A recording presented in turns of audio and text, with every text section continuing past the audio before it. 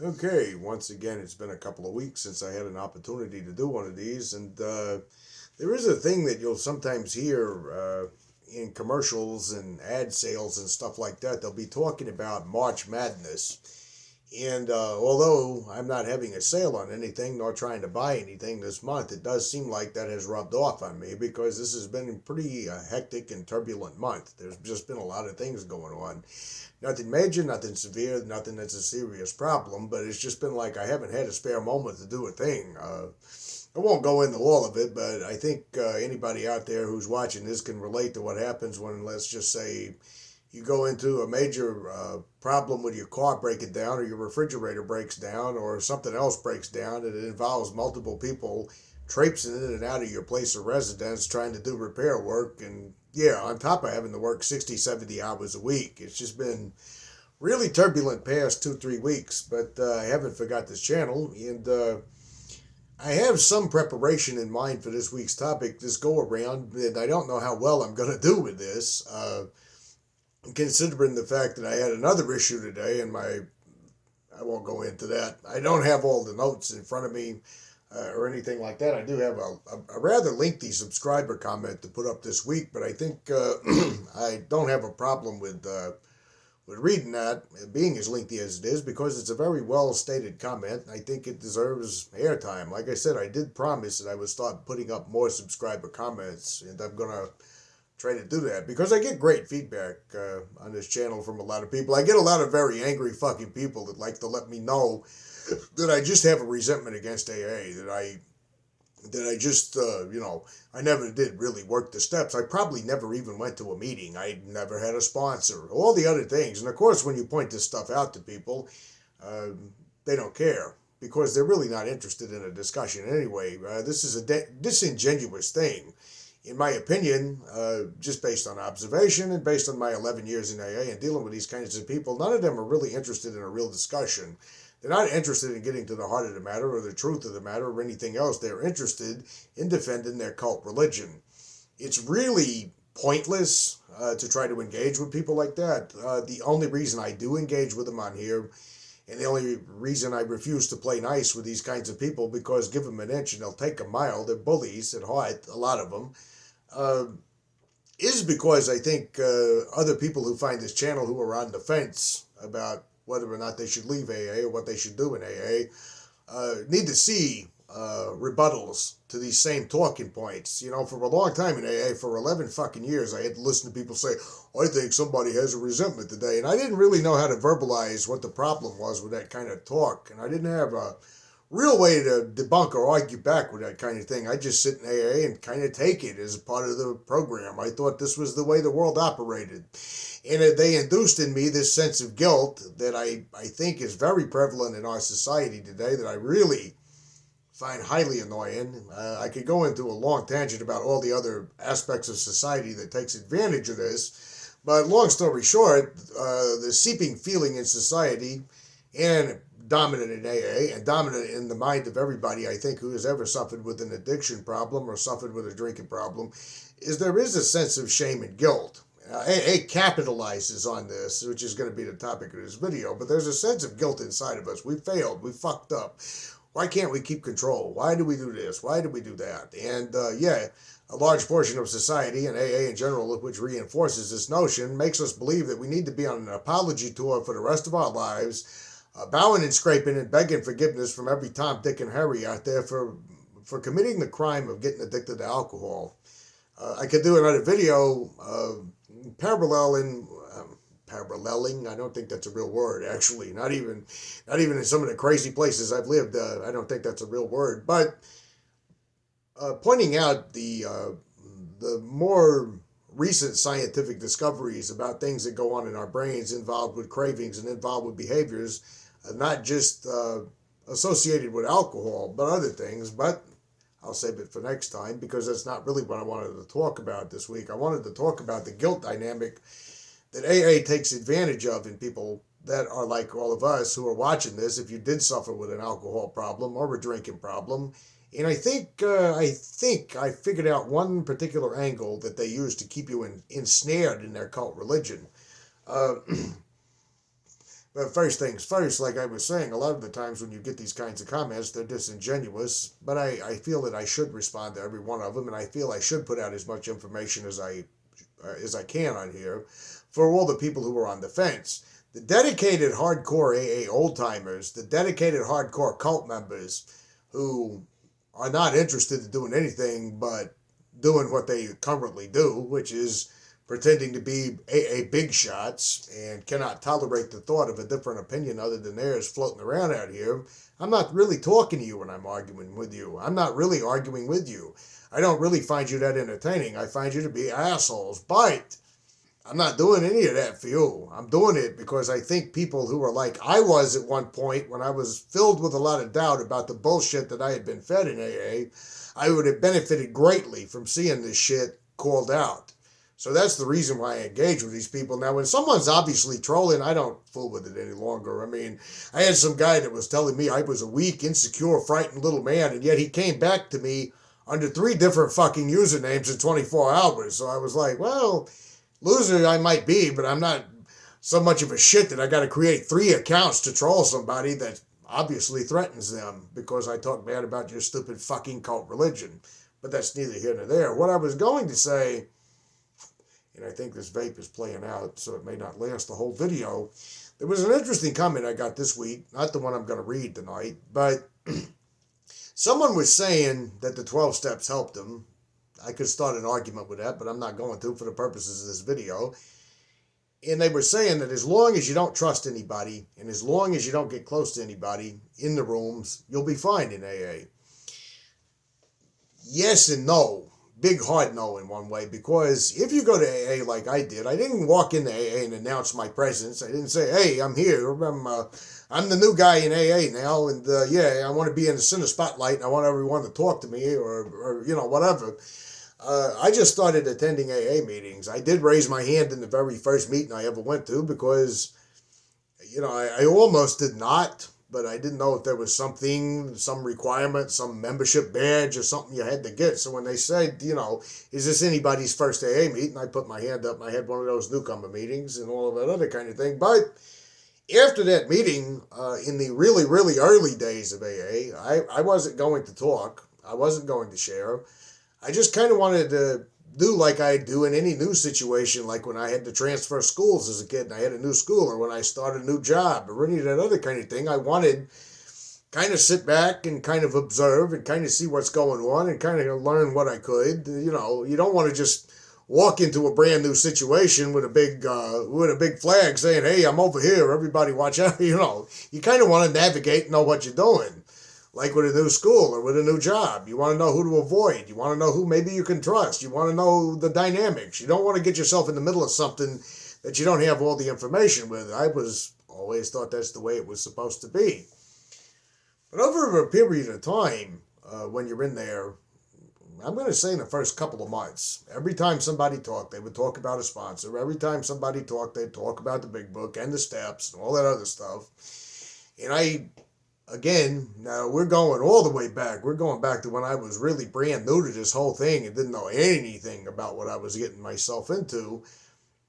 I was thinking to myself, well, when do you do these things? Do you do them after a certain period of time? Do you do this? Do you do that? But there was a certain building I was going to in those days, and it was located in this one little area, kind of off the beaten track, and there was usually the same crowd of people that there was every night. And of course, that's kind of normal. If you go to AA for any period of time, you got the regulars, the people that stayed month after month, day after day, week after week, year after year. And then you got the churning rate of all the people who are coming in and out through treatment and coming in and out through courts and coming in and out through whatever.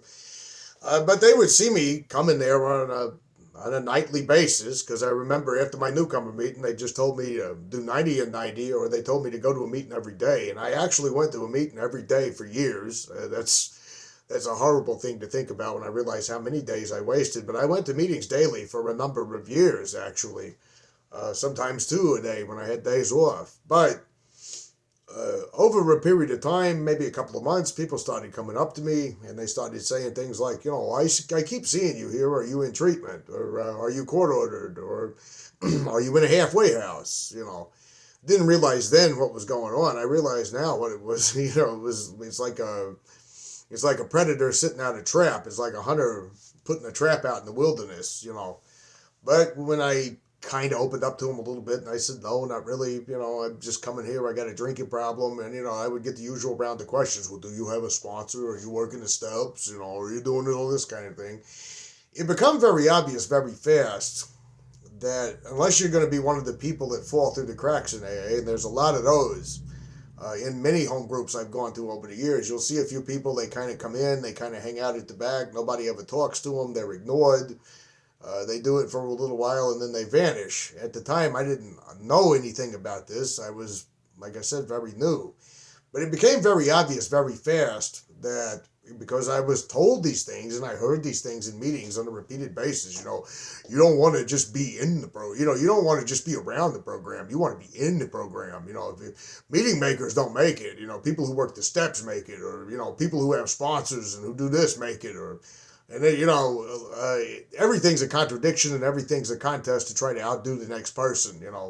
I was told meeting makers make it. The next old timer was like, I was told that those who practice the principles in all their affairs are the ones who make it. So there's a little bit of a pressure being put on there because this is going to sound very naive and this is going to sound very cringeworthy to think back in retrospect now, knowing what I was involved in. But I actually thought to myself, well, maybe I should do all these things that I'm hearing in here because they're saying I won't stop drinking.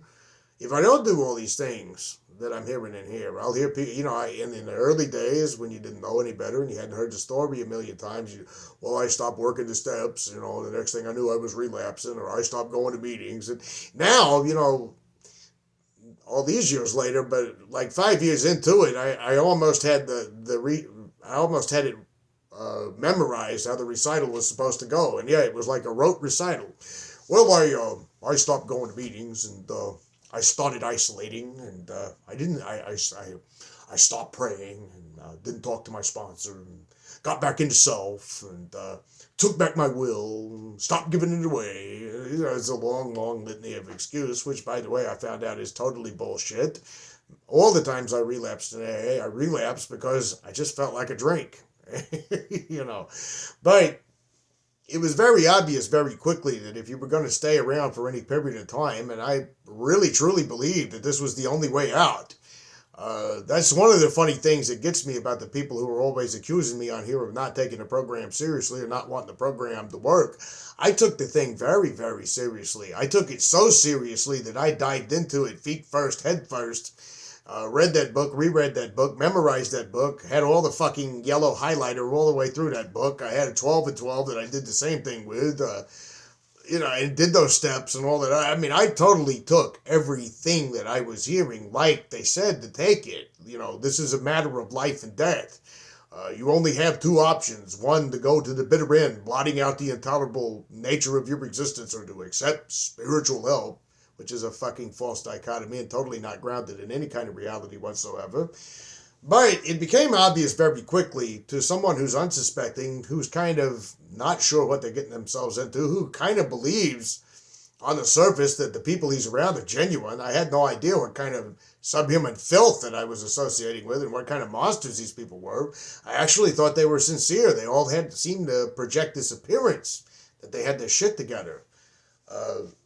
And of course, it becomes very obvious that you can't just go to meetings and keep to yourself. You can't just go to meetings and hang out on the forays. You can, if you really don't care anything about the actual program itself when you're brand new to the thing and you say, well, this is just a hangout. But the way they constantly reinforce this idea that this is life and death, that there is no other solution, that you're going to die if you don't do this, kind of guilt trips you into going along a little bit further. With the thing, like getting a sponsor, like working the steps. And yes, there is that tiny little part of me that I can't even believe it ever existed now, but there is that tiny part of me that said, I kind of want to fit in. I kind of want to belong. I kind of want to be accepted. There's no way I would even think those things now. But if you want to fit in and you want to belong and you want to be accepted, then you need to kind of have a few, you need to kind of do some of the adaptations that go along with that.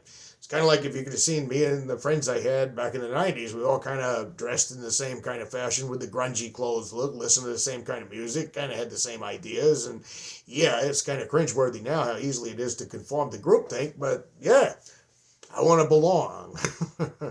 But one interesting thing that became clear to me right away in AA, and I never saw it at the time being what it was, but they use a massive amount of guilt to heap on you to get you to do things that you normally would not agree to or want to do. You're not supposed to say no in AA. You know, if we need you to do this, you said you were willing to go to any length in AA. We told you that this is life or death. This is the last house on the block. I always wanted to say that old 1970s horror movie, The Last House on the Left. And yeah, it's about that horrifying when you really examine it from the surface. But there was this part of me that felt bad every time I would lie about something and say, well, you know, I don't really want to do that. I remember I was told to do something early on in the deal. And I kind of said, I expressed hesitancy about that. They kind of gave me this incredulous look. And they said, well, you're not ever supposed to say no in AA. You're not supposed to say no. Not only is that not healthy, that's not respecting your boundaries as an individual or a human being at all. And if they really did sincerely care about you and they really sincerely cared about you as a person, they wouldn't use that guilt manipulation tactic to get you to go along with shit that I know now in retrospect had nothing to do with quitting drinking, had nothing to do with getting sober, had nothing to do with any of it. It was some of their sick, twisted little cult games that they would play with people. It almost reminds me of that part in the big book where it says, you know, we put ourselves in a position where other people could hurt us. And I would see people in meet and say, well, see, you know, I got hurt and run over in my childhood by abusive parents, but I put myself in that position. I put myself in that position. And it wasn't until recently that I actually was able to turn that over on my head, because there were some unhealthy dynamics in my own background growing up, where guilt was kind of used as a tool and shame was used as kind of a currency to keep you in line, to keep you feeling like you're not good enough, to keep you feeling like you just don't measure up in society. And after all, look, we were right all along, because you turned into a fucking drunk. So obviously you're not that good enough. Obviously you can't measure up. Obviously you're worthless. And I believed all that.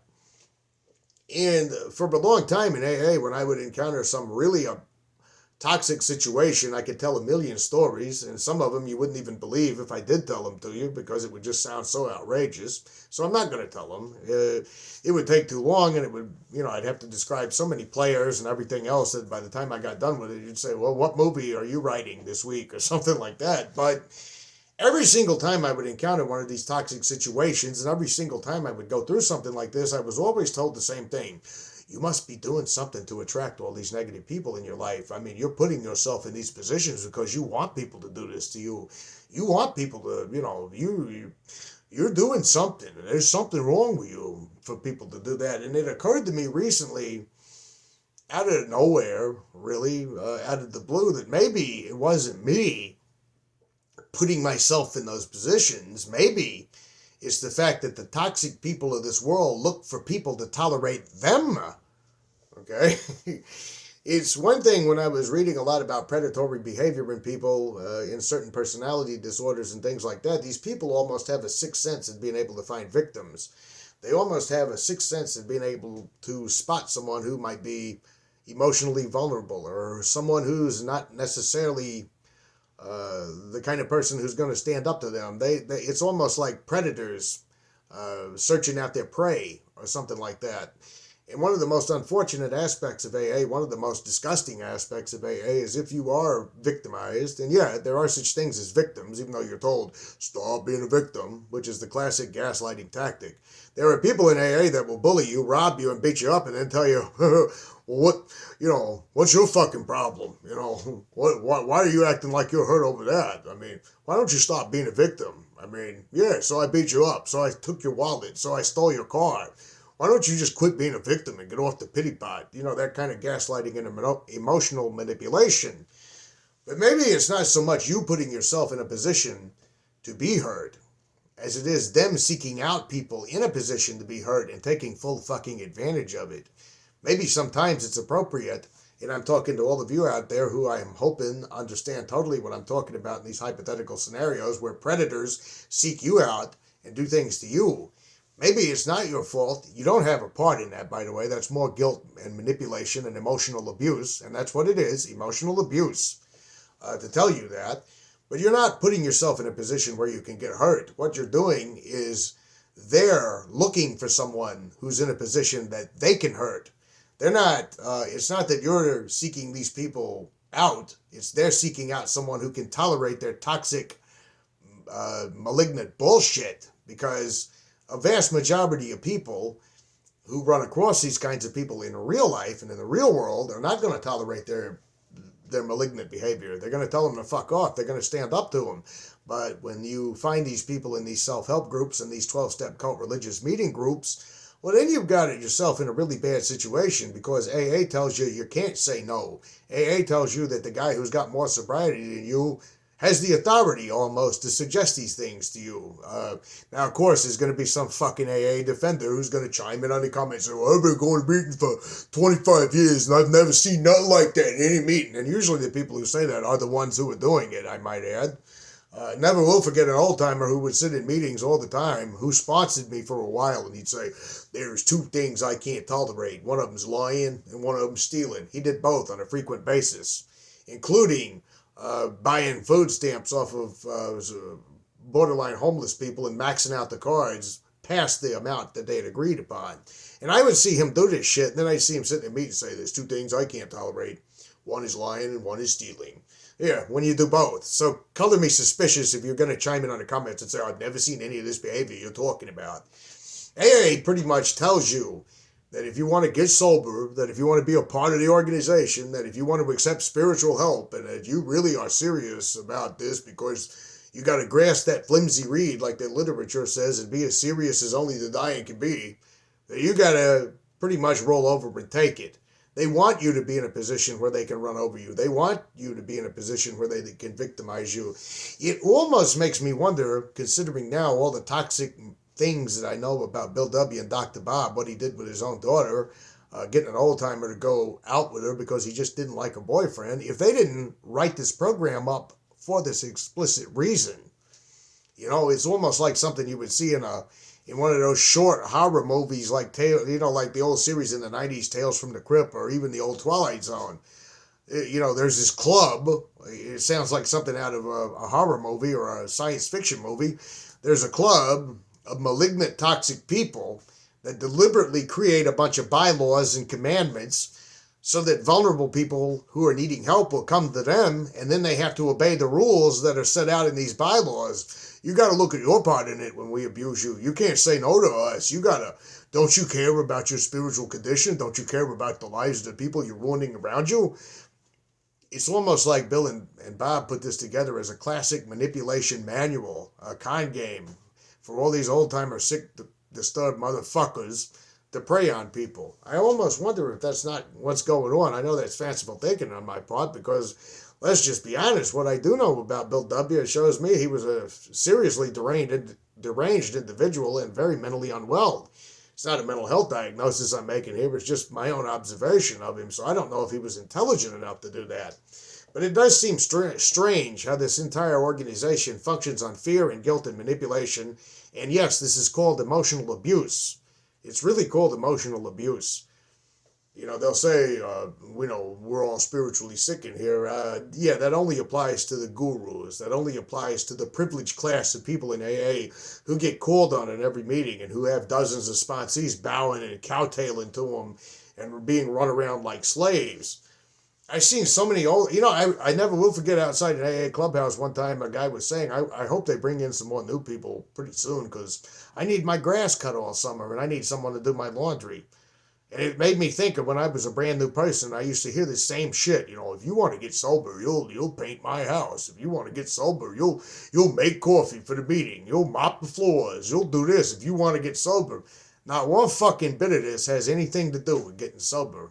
It's just you falling prey to the manipulations of emotional abusers who are probably high off of this self-important bullshit that they do in this cult. It's gaslighting and abuse of the highest order. There's no way you can avoid it. There's no way you can kind of hang on the outliers unless you're like some people I met in AA who just don't give a shit. I met people in AA kind of like the people I met in jail, a few of them. And let me give you an example before I read the subscriber comment, because I'm talking a long time and I don't think anybody is listening after a certain point. I saw people in jail that literally were nonchalant about the entire experience. They'd be sitting there and they're like, yeah, I'm busted again. Probably going to do 2-3 years this time, 2-3, maybe 3-4, I don't know. I did 2-3-3-4 last time, something like that. And that was literally their whole attitude about jail. I'm going to get out of jail. I'm going to, hook up with someone and get laid or something like that. I'm going to do some drugs and I'm going to drink and I'm going to, go out and see all my friends again. And I'm going to have a few months of freedom there. And then I'm going to probably end up back in here for a couple of more years or 2-3 years or something like that. That was literally their attitude. There was a couple of guys in there that were like, yeah, they're only going to give me 7 months this go around. That's practically just a fucking vacation, But it was their 20th time. It was their 30th time. Some of them, they were just doing small time shit. Sometimes they would get busted. And they would talk about how they had done a stretch, or sometimes they would talk about, I did 5 years over. I did 5 years at this prison there in upstate New York, and I did, like 2-3 years at this prison over there. The two, I'd rather be sent back to upstate New York. And I'm thinking, don't you fucking guys want to get out of this goddamn system that you're in? Don't you want to fucking get free of this? But it really just seemed like kind of a casual way of life for them. I'll do a couple of years, and I'll get out, and there'll be a couple of different women maybe waiting on me so I could, do that. And, I'll drink me a few beers, I'll smoke me some stuff, and I'll get out of my halfway house and I'll do my game again, and then I'll be right back in here. It was like that in AA too. I met people that just didn't seem to care about any of it. It was like, I'll come to the meeting and I'll say what they want me to say, and after the meeting's over with, maybe there'll be a newcomer girl that I can hit on, or maybe there'll be this person over there that'll give me a ride, or maybe I can get this done. But none of it mattered to them. None of it seemed to be anything to them. I think it's almost laughable how many people on here will accuse me of not taking this program seriously. And I want to say that I saw a lot of people who just didn't seem to care about it at all. I took this very seriously. I took it so seriously that I realized it was all a lie and walked away. Same way I did with religion. And I think that's about all I can say for this week. Sorry for missing you guys. Like I said, March Madness has been in full swing. But let's read this comment before I go. What's really odd, and I'm quoting, should I do the quote-unquote shit? I always hate it when fucking journalists do that. Quote, and then they'll read something and they'll say, unquote. I'm like, fuck out of here with that. I don't need all that. But anyway, they wrote, what's really odd is that if a person is an atheist and suffers from alcohol, drug addiction, or dependence, why don't they just go to SMART recovery, self-management recovery training meetings? No higher power stuff, no saying your wrongs made you drink and you have to appeal to God to remove them, no tokens to shame you when you have addiction episodes, none of that. Just group therapy. People who have a dependency, alcohol, cocaine, opioids, learning psychological methods to self-manage their addictions. If they went to those meetings, then they would not have to do mental gymnastics to go along with the crowd. Like I'm an atheist in AA, and my higher power is just myself. Equivocation fallacy, like I said in my last video. AA is a religion, make no mistake about it. I asked an atheist friend, they wrote, if he knew there were other group meetings like SMART, LifeRing, medications like naltrexone for alcohol addiction. He'd never even heard of any of it. As AA had told him, AA is the only way that works. One guy at SMART said he actually got thrown out of AA for daring to find out about and use medication. He was taking naltrexone and was telling members it helped him. This is just pathetic. Just like Scientology or other crazy cults that refuse medications, some people must die so that others might live. But it's up to the higher power, not medicine, or some crap like that. But the thing is, they're desperate. They need to be a part of a group and groupthink. And they had the group control them and their mind because they're so filled with fear and terror over alcohol addiction, as in some must die so that others can live. It takes over any real thoughts and feelings they may have. Same also goes for Christians who go to AA. Many of the tenets of AA are seriously anti-Christians. Christians don't believe you can just make up whatever God you want, or that the telephone can be your higher power, or that religion is bad but spirituality is superior. Ask any theologian or priest. That's just blasphemy to them, but some Christians will go to AA anyway because of their deep underlying fear of alcohol addiction, which AA exploits. Sometimes even have their Christian faith mocked in front of them. I'm not a Christian. I told you on here, I left the church a long time ago. I've said that in several videos on here. I don't hardly believe in any of that, but what he's saying is true. I've seen him claim that they're better than all the other religions. Church is for people who are afraid of going to hell. AA is for people who've already been there with their smug, superior bullshit attitudes. It's totally normal to feel a lot of fear when an alcohol addiction, cocaine, or opioids, or whatever drug is ruining your life, both physically and mentally. I get it, but AA makes people wallow in fear through their fear-mongering for the rest of that person's life. If they decide to stay hidden in the church basement with other scared kids, well, sure, they may get comfort from the other scared kids and the groupthink mentality, but they have to stay scared the rest of their lives. There's no liberation, no overcoming this obstacle, and that's what drug addictions really are, just an obstacle to living. The only thing is just accepting, surrendering that you'll always be broken or abnormal or whatever it is, and you can never escape it. So you give your life over to the group, think higher power, and wallow in fear the rest of your life. Yeah, that sums up AA better than most of my videos could. So I'm going to go ahead and upload this one now, and hopefully I'll catch up with you guys next week. If you don't see me next week, it's not because I've given up the channel. It's not because there's some people who hate me who say, oh, yeah, I bet he's going back to drinking and drug using when he's not on it, But, and yeah. Oh, by the way, before I leave, just one more thing and then I'll shut up, like they say in AA. I do want to give a shout out to the lady who does Thrive Alcohol Recovery on here about naltrexone. And the reason I want to do that is because I have watched her videos. She's nothing like me. I go out on the all-out attack mode on them. I call people stupid motherfuckers and everything else on here, but she's actually not an anti-AA channel. She's very scientific, very professional, very, very, like I said, very professional about the entire thing. She talks about science. She talks about naltrexone. She talks about ways you can live your life. She's very forthright, honest, everything else about her.